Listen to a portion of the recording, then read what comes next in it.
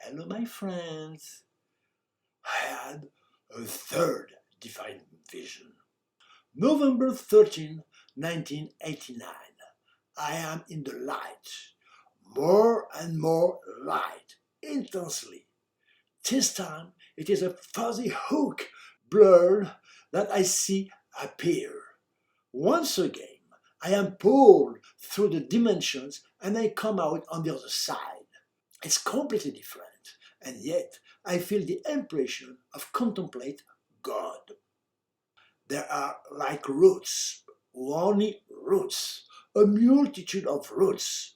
All the space is filled with roots. The largest come from a central point and then branch out more and more to reach every point of matter, every atom, every particle.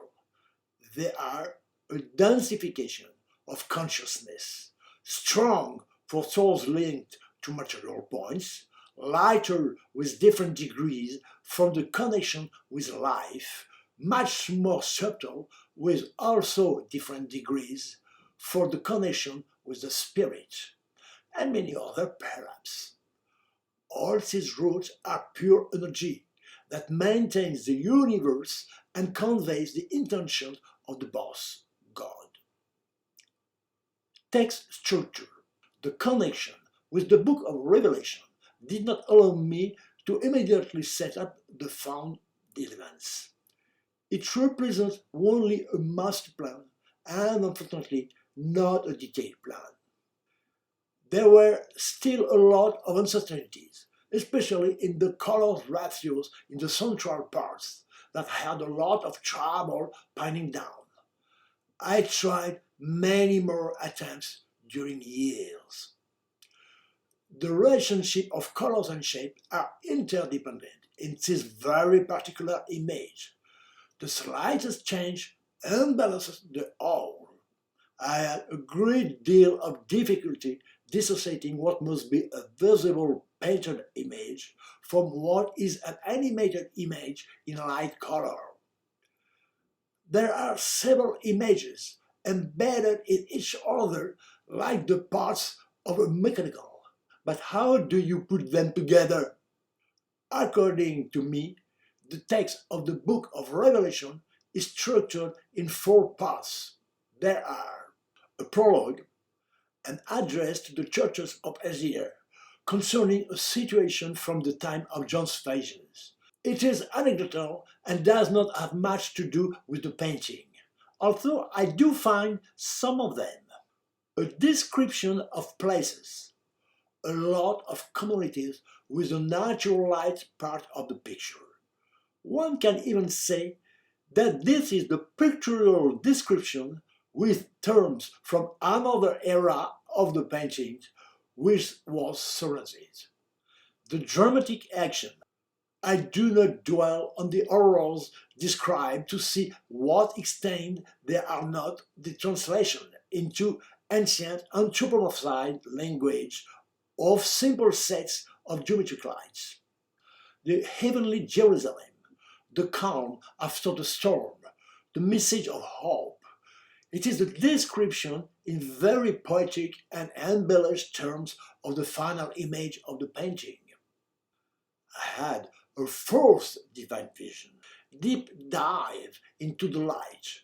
This time there is no hand, no hook, only a current of energy that carries me. Once again, I come out on the other side. Once again, I feel the ineffable feeling that I am contemplating God. And yet, it's totally different.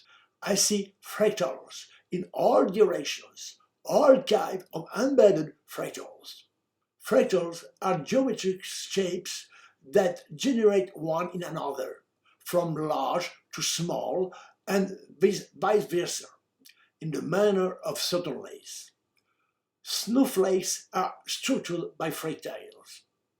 Recent discoveries shows that the curtain of the Britain coast would also be caused by fractals.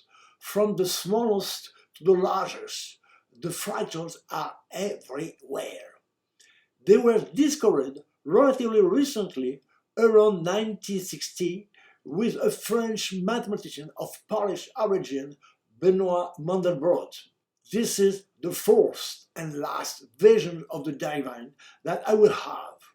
We are far from the bearded character imagined by some, from the simple luminous point, or even from the vacuity of nirvana. But why these different aspects? The Book of Revelation. I found that the text of the Book of Revelation is constructed as an American disaster film. In the beginning, we present the places one and the other in the car. Then appear horsemen carrying bad news and disasters. They will progressively worse so much that what is described in this context will seem monstrous to souls who have let themselves get carried away by the action, the show. Then, after a sort of final explosion, it's the calm, the happy hand, and the happy hand is the heavenly Jerusalem.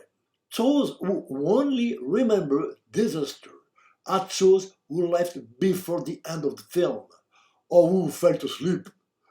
For in fact, this text is a revelation of hope, but well hidden. There have always been disasters in history. Wars, famines, disaster. The plague was much more serious than AIDS. Tortures of all were not sad, and had not much to envy to in our time. If there is indeed a revelation, it is not in the catastrophe that it is found. Not only does the text look like the script of a big show movie, but the descriptions of the object I have identified makes me think of a kind of a home cinema. I will then give the detail of that interpretation. But before, imagine a character from antiquity who finds himself projected in a cinema. It is obvious that he will not understand what we see as a current spectator. It is enough to recall the reactions of the people who attended the first screenings at the beginning of the cinematograph. He will not distinguish between what is on the screen and what is in the room. What is happening in projections will seem absolutely true to him, but he will need to bring the abstract images back to the level of his understanding. Thus, psychedelic light effects, which we would only see as light effects in our times, become for him the bearer of meaning, like the characters we can see drawn by clouds. Where it gets complicated is that they can also have that meaning, and another intended for someone else. Light effects with purely geometric structures will appear to him as angels, which leads to the questions. What should an angel look like, and what is it really?